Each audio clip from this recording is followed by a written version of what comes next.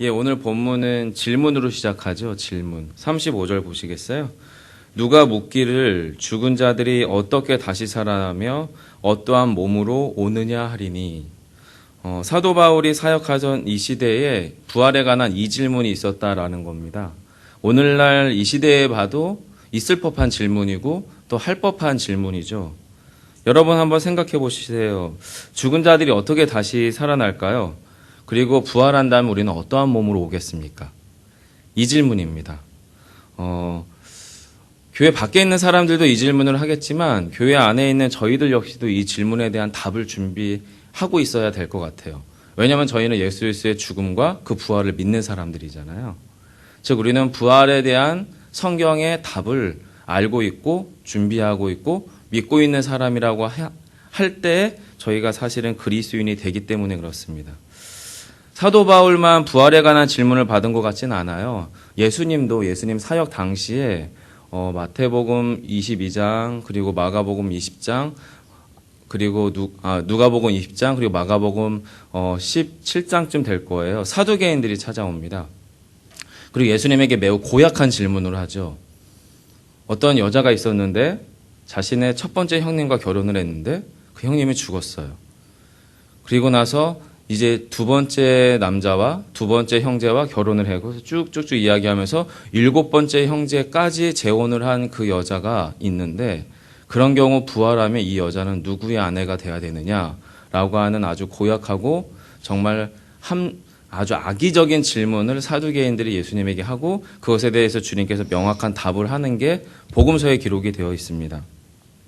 그리고 사도행전 17장에 가보면 사도 바울이 이제 헬라 철학에 아주 깊이 심취해 있었던 그 당시에 스토아 학파라고 하는 그리고 에피크로스 학파라고 하는 철학자들 집단과 논쟁을 하게 됩니다. 쟁론을 하는 거죠. 그러면서 복음 전파의 현장들을 이야기하는데 기본적으로 그들 안에서도 사도 바울과 부활 논쟁이 있었을 것 같아요. 왜냐하면 그 사람들은 기본적으로 죄송해요. 몸이 부정한 것으로 여길 뿐더러 그리고 몸의 부활을 인정하지 않는 사람들입니다. 몸의 부활을 인정하지 않는 사람들. 그리고 그들이 아주 극단적인 절제를 통해서 쾌락을 절제하는 방법들을 통해서든지 아니면 깊은 이성적 사고를 통해서 주변의 어떤 상황과 상관없이 전혀 어떤 영향을 받지 않는 내적으로 영적으로 매우 고요한 상태, 이것을 인간이 가질 수 있는 최고의 선으로 여기던 사람들이었어요. 그냥 그들은 기본적으로 그런 거죠. 육체는 부정하고 악한 것이고 또 육체 가운데 찾아오는 고통은 부정적인 거기 때문에 그것들을 해결할 수 있는 방법으로 인간이 쾌락을 추구해야 되는데 그 쾌락의 최고 정점은 몸의 쾌락이 아니라 정신적 쾌락이라고 믿었던 철학자들이다라는 거예요. 그리고 그들에 의해서 사도 바울은 부활에 대한 이 질문을 아마 받았을 거예요. 왜냐하면 그들은 또 그 헬라 철학에 심취해 있었던 고린도 교회 성도들은 부활은 천박하고 있을 수 없는 일이라고 믿었기 때문에 그렇습니다. 자, 그러면 사도 바울이 이 공격적인 질문을 받았고 이 질문에 대한 답이 36절로 38절의 말씀인데요. 같이 한번 읽어주시겠어요? 시작.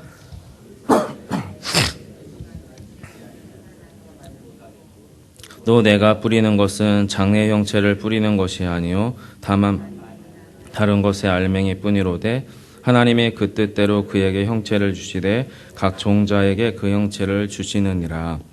아멘. 이것만 봐서는 사실 무슨 이야기인지 바로 이해가 안 되실 수 있어요. 그런데 사도 바울이 이 공격적인 질문을 하는 헬라 철학자들에게 답변을 하는 방식이 뭐냐면 그들이 사용하던 그 당시 철학, 바로 헬라 철학의 논리 그대로를 역이용해서 지금 36절부터 41절까지 이야기를 하고 있는 거고요. 그리고 나서 42절에서는 그 논리를 통해서 바로 그들의 논리를 역이용한 부활의 반증이 42절부터 44절까지의 내용입니다. 그리고 45절부터는 성경을 통해서 그리고 예수 그리스도의 부활의 복음이 가지고 있는 복음의 확실성 그리고 부활의 확증을 지금 45절부터 49절이 이야기를 하고 있는 게 오늘의 본문의 이야기예요. 자, 새벽 시간에 철학적인 얘기를 해서 좀 죄송하지만, 자, 그럼 사도 바울이 그 당시에 헬라 철학을 어떻게 역이용했느냐라고 하는 걸 보시면 되는데, 지금 36절부터 38절에서는 뭐에 대한 비유가 나옵니까? 씨앗, 바로 씨앗에 대한 이야기가 나옵니다. 씨앗에 관한 이야기. 고대 철학자들이 쓰던 비유법이었거든요. 비유. 그들이 썼던 씨앗에 대한 비유는 쉽게 설명드리면 이런 거예요. 자, 농부가 어떤 나무를 예상하고 씨앗을 땅에 심겠죠. 자, 사과나무를 얻기 위해서는 사과나무에 씨앗을 심어야 될 것이고, 그리고 배나무를 예상한다면 배나무에 씨앗을 심어야 될 거예요. 사과나무 씨앗에서 배나무가 나올 수는 없을 겁니다. 이게 철학이 말하는 원형입니다. 원형. 즉 여러분, 농부의 손에 씨앗은 있지만 현재 나무는 없고 열매는 없습니다. 자, 근데 그 씨앗을 심었더니 그 씨앗이 땅에 심겨져 가지고 지금 사도 바울이 말하는 게 뭐냐면, 어리석은 자여. 이거 아주 되게 모욕적인 얘기거든요. 이 당시에 헬라 철학자들은 자신을 소피스트, 철학을 사랑하는 가장 지성적이고 가장 이성적인 사람이라고 말했는데, 사도 바울이 그들을 매우 공격적으로 이야기하는데, 너희 안에 지식이 없고 너희 안에 철학이 없다라고 하는 말의 원어상의 의미가 이 어리석은이라고 하는 표현이에요. 그렇게 하면서 그들을 한번 긁죠. 그리고 나서 그들이 이야기하는 씨앗의 비유를 재활용하는 겁니다. 그러면서 그들이 이야기하는 씨앗은 그런 거거든요. 땅에 심겨져 있는 상태에서 장차 나무의 형태가 될 수 있는 이 씨앗 비유를 통해서 이 땅의 존재들의 원형이 뭔지, 또 그것에 대한 아름다움이 뭔지, 달리 말씀드리면 이제 플라톤의 이데아라고 하는 보이지 않는 영적 세계, 정식적 세계의 원형이 따로 있어요. 그것은 이 땅에서 알 수 없어요. 근데 그것이 땅에 심겨져서 마치 이 땅에 있어서 몸 가운데 심겨져 있고 숨겨져 있는데 그것이 나중에 아름다운 원형 선의 이데아로 발현된다. 이제 그런 이야기를 하는 건데요. 자, 자꾸 산으로 가네요. 죄송해요. 빨리 정리해 볼게요. 자, 그랬던 그들의 철학을 역이용해서 뭐라고 이야기하는 거냐면 그 씨앗이 죽지 않느냐라고 이야기하는 겁니다. 그 씨앗이. 자, 여러분, 씨앗이 가지고 있는 가장 기본적인 기능이 뭐여야 될까요? 씨앗이 나무를 되려면 그 씨앗은 어떻게 해야 됩니까? 살아 있어야 됩니다. 살아 있어야 됩니다. 그런데 그 씨앗이 진짜 나무가 되려면 살아있지만 동시에 어떻게 해야 됩니까? 죽어야 됩니다. 네, 맞습니다. 씨앗의 원래 본질적인 기능인 살아있음이 죽어야 뭐가 됩니까? 나무가 돼서 이 씨앗이 궁극적으로 추구하는 본질적인 가장 원형의 아름다움, 나무가 될 수 있는 거죠.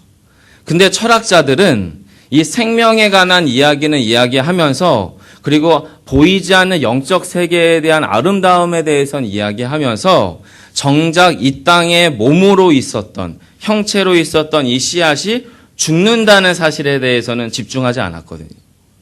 사도 바울이 그들의 씨앗 비유를 역이용해서 부활이 그렇다라고 하는 거예요. 그래서 여러분 37절 보세요.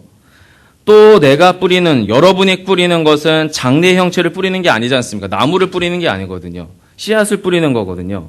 그런데 그것은 다만 밀이나 다른 것의 알맹이일 뿐이지 그것이 밀이 나오는 어떤 다 큰 성숙한 어떤 식물이 되는 게 아니지 않습니까? 그 얘기를 하는 겁니다. 그러면서 38절에서 사도 부활의 본심을 얘기합니다.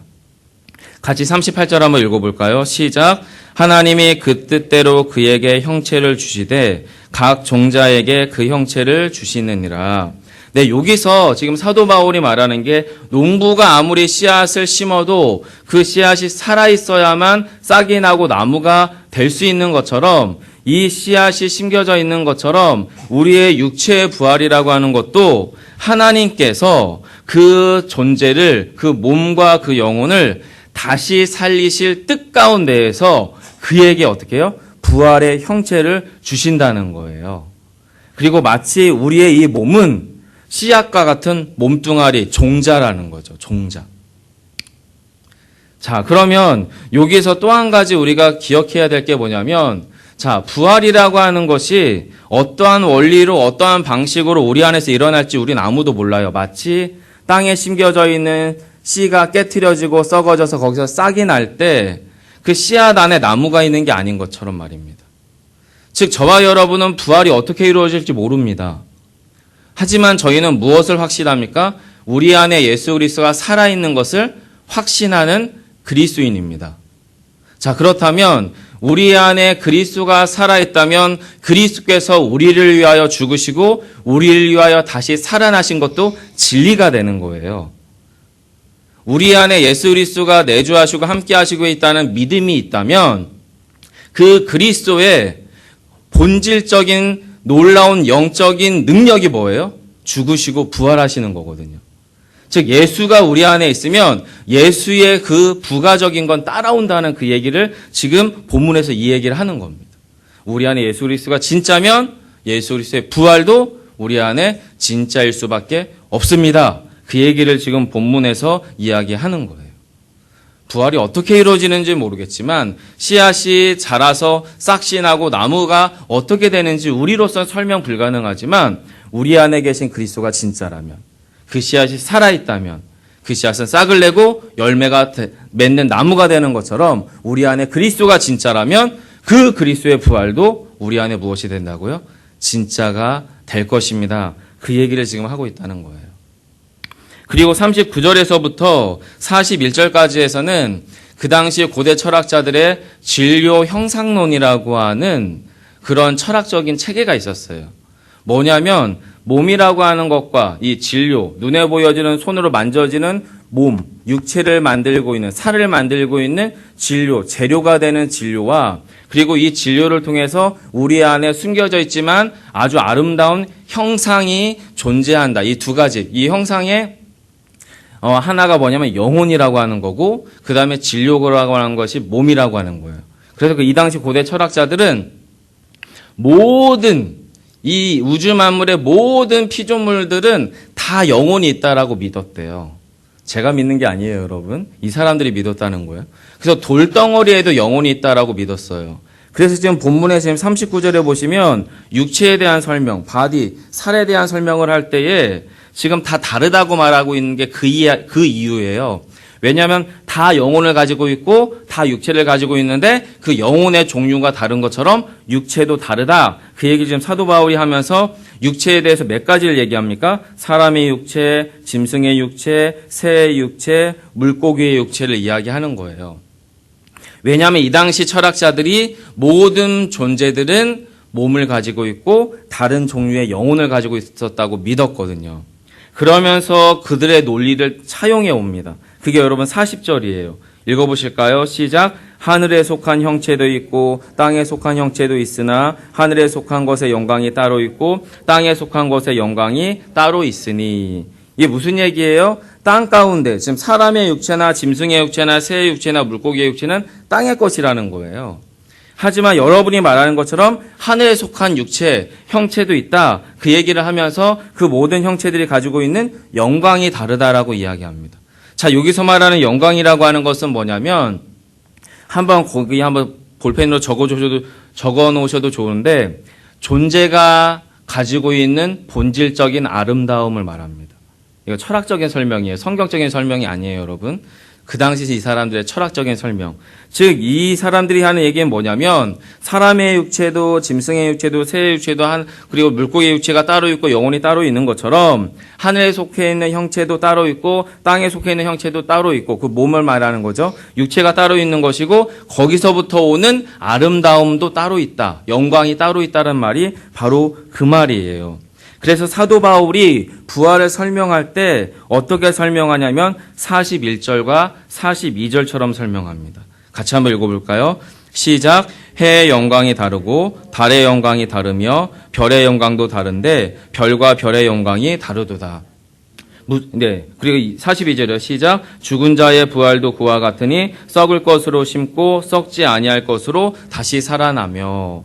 이게 바로 그 얘기예요.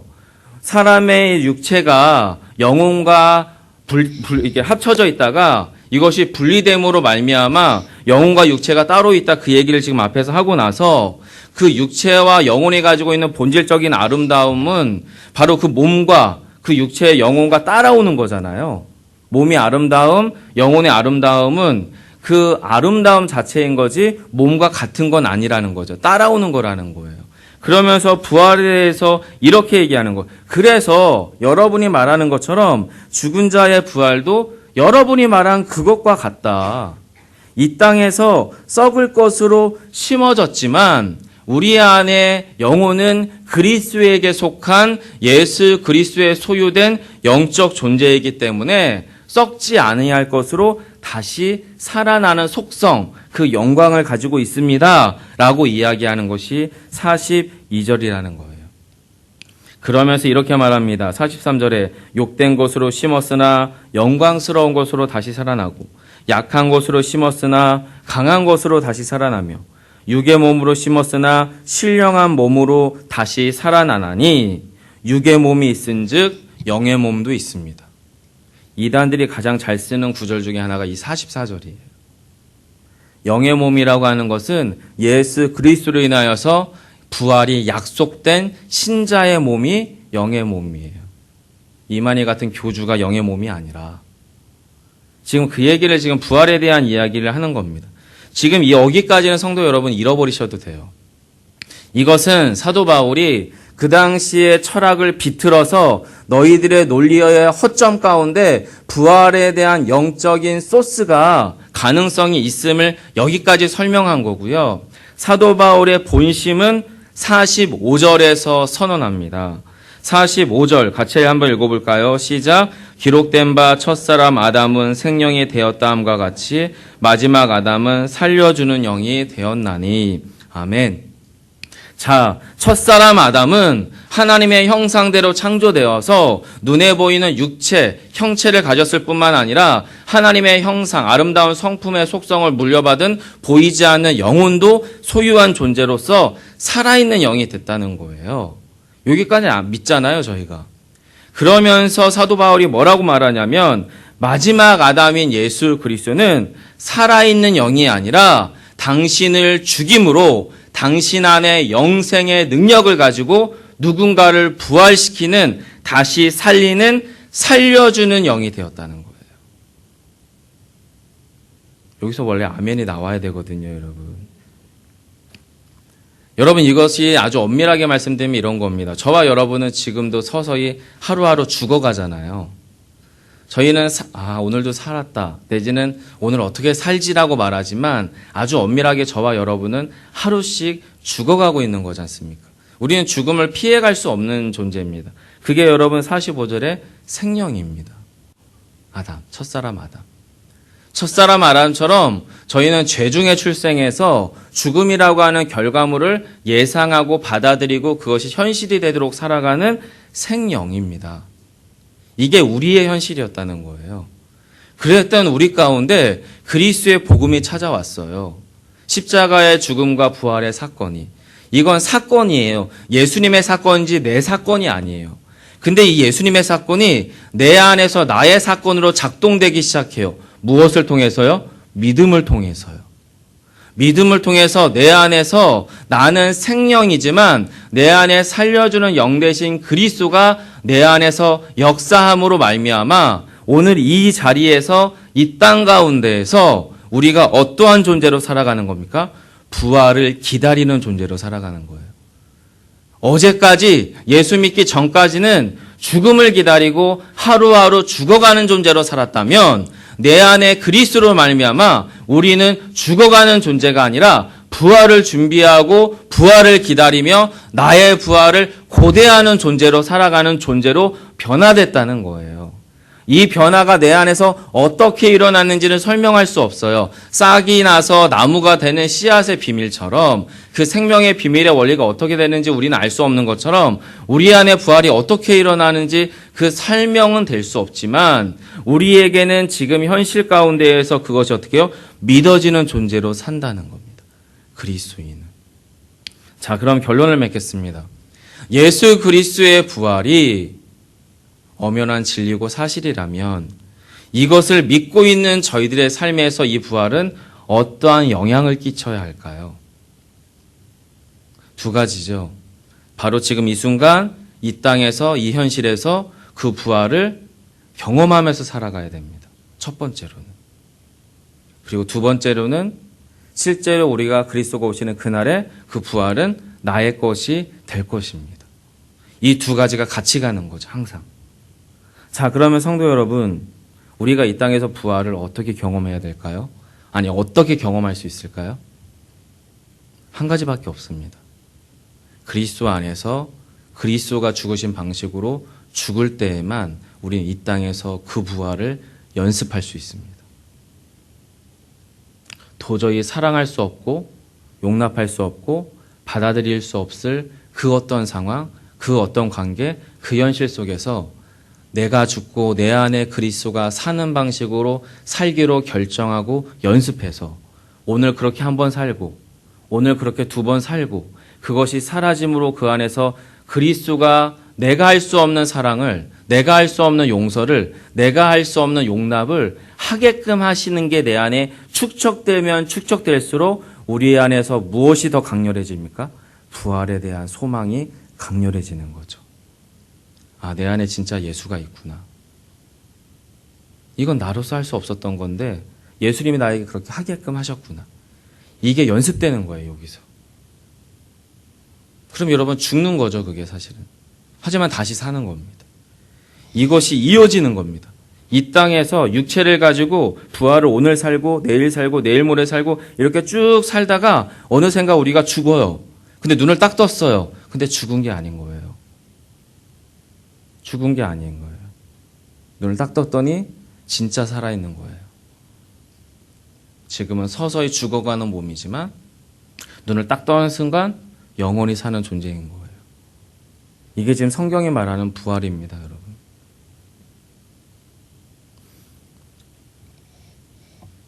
우리가 이것을 논리적으로 설명한다고 감동될 수 있을까요? 아니요, 감동되지 않습니다, 여러분.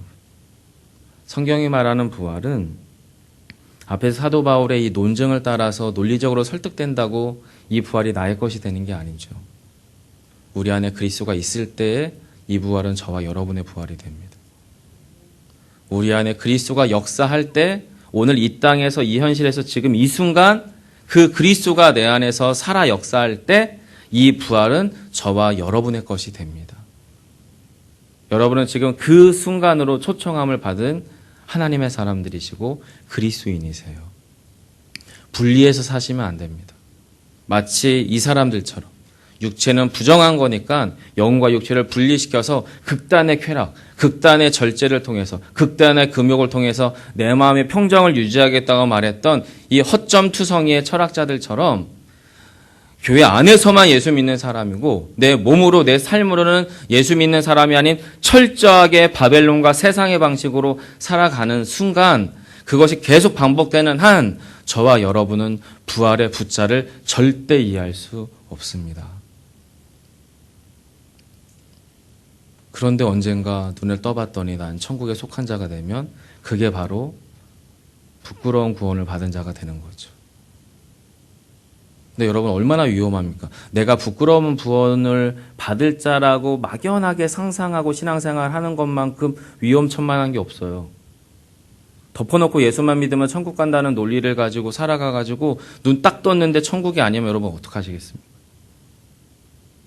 그럼 무엇을 해야 됩니까? 이 땅에서 그 부활을 연습해야 됩니다. 이 땅에서 신자로서의 삶을 연습하셔야 됩니다. 그래서 내 안에 오늘 이 순간 그리스도가 살아계심을 연습하고 경험하시는 저와 여러분 되시기를 간절히 소망합니다. 기도하겠습니다. 사랑해 주님 감사합니다. 고맙습니다. 예수 그리스도의 십자가의 죽음과 부활이 엄연한 역사적 사건이고 진실이라면 그것을 부정하거나 피하거나 외면할 수 있는 방법은 없습니다. 내가 보지 못했다고 해서 믿을 수 없는 것이고 믿을 수 없기 때문에 없다고 말하는 것만큼 위험천만한 것이 없기 때문입니다. 그리고 그 그리스도가 우리에게 찾아와서 복음이 되었습니다. 십자가의 죽음으로 우리의 죄의 문제가 해결되었고 그리스도의 부활로 우리의 영생의 약속이 주어졌습니다. 주님, 우리 안에 그리스도가 진짜임을 고백하고 그 그리스도를 따라서 예수 그리스도 안에서 죽고 사는 법을 배우게 해 주옵소서. 그래서 이 땅 가운데서 그 부활을 연습하고 내 안에 계신 그리스도가 진짜임을 확증하는 삶을 통하여서 오늘도 부활을 살고 내일도 부활을 살고 장차 부활을 사는 저희 모두가 되게 하시기를 소망하옵고 예수님 이름으로 기도합니다. 아멘. 하늘에 계신 우리 아버지여